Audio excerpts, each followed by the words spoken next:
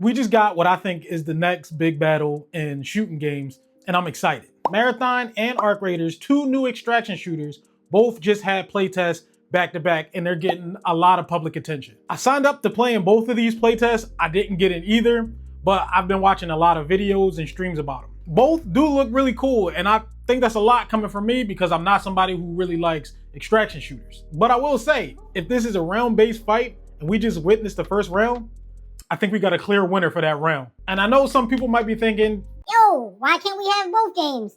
Why we gotta put these games against each other? I know, I get it.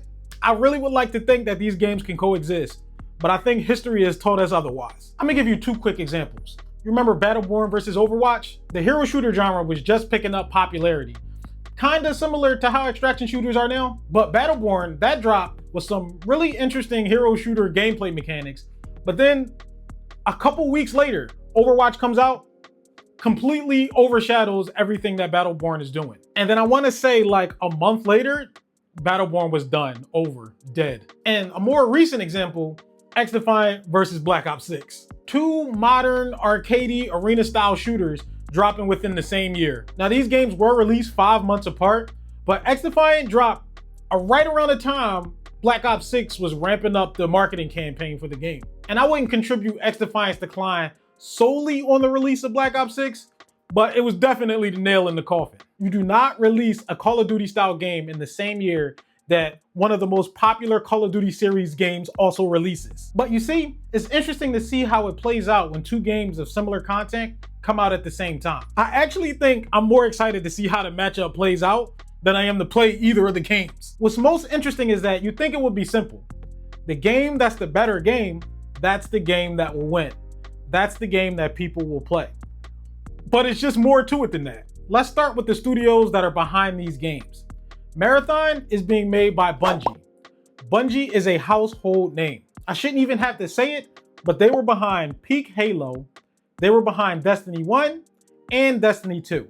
They were also behind the original Marathon. But just off the strength of Halo alone, when Bungie presents something, people are gonna listen.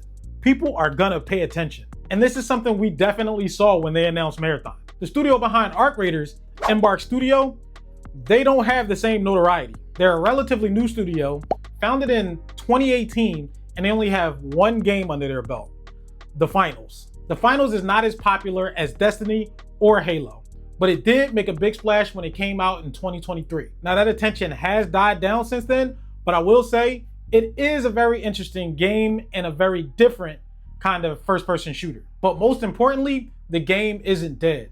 And for a live service game today that came out 3 years ago, that's saying a lot. When thinking about battles between games, there's some other things you want to consider. Price, for example. Both studios are actually reporting that both games will be paid games, which I think is absolutely insane to do in today's time. Paid live service games have been a death sentence for pretty much every game that came before these two. Even games that were priced as low as like $5 were met with pushback. There is a $40 price point going around for Arc Raiders, but I don't think there's a concrete price set for either of these games. But I bet that it is now a talking point in meetings now that they both have competition. They could be waiting for one another to announce a price so that they could go lower. I wouldn't be surprised if one of these games switched to a free-to-play model before they release. And I can guarantee, regardless of which one has better gameplay, if they are both bare minimum enjoyable games when they release, the free one is gonna come out on top every time. Marketing is definitely gonna play a role here between these two games. It looks like Marathon's plan is to market the game in a very like world buildy vibe kind of way. They got the short animations that focuses a bit on the characters in the game world. They got small things like when you join the Discord, you get a Discord bot of the transmitter that's in the game. I feel like their plan is to make us really want to engage with the world and environment of Marathon. And then they're also doing what every studio does and letting the content creators show the game off to their audiences. It looks like Arc Raiders currently is only doing that. They're letting the gameplay speak for itself and having the content creators do a lot of the heavy lifting, which has hit so far really well. And now one of the most important aspects of this battle will be when each game releases. Timing will be everything in my opinion. It can go a number of ways, like releasing first could be good and it could be bad. It's good if you release your game and there's no hiccups and the gameplay is phenomenal. You get ahead of the competition, and then you're so far ahead, it's hard for them to catch up. Why play this second extraction shooter that came out when I'm having so much fun playing the one that came out first? But if you fumble in your launch releasing first, then the competition can swoop in and pick up where you messed up. It's definitely a gamble to go first. As of recording this video, Arc Raiders does not have any set date planned for when their game is going to release, while Marathon is reporting a planned release to September 23rd. Looking at all this information, it is very clear that Embark Studios with Arc Raiders, they're the underdog. I think it might be beneficial for them to take the risk to go first. I know the release to Destiny 1 wasn't the best of releases, but I think the chances of Bungie having a smooth launch with Marathon is just too high to try and follow it up with a similar game. But I do think I'm getting a little too ahead of the fight. There's a lot of time between now and September. Anything can happen between now and then. So if these last playtests were the round 1 of this fight, I'm gonna have to give it to Arc Raiders. Marathon started their test. This was their chance to show what they had so far. People were enjoying it, but they did have some reservations. Arc Raiders then used the momentum that Marathon created for hype around extraction shooters, and they said, all right, everybody, here's our playtest too.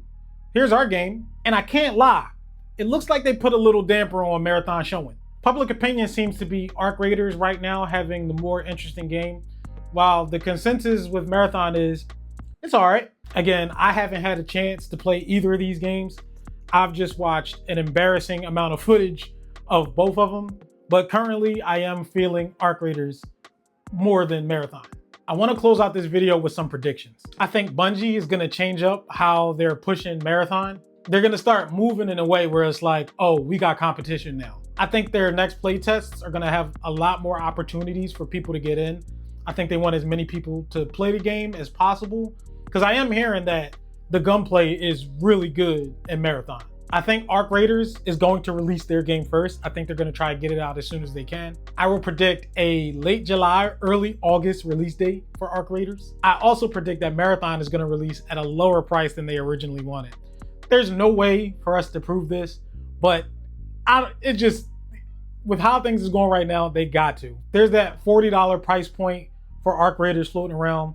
Bungie hasn't said anything about price, but it's going to be $40 or less. I'm going to tell you that.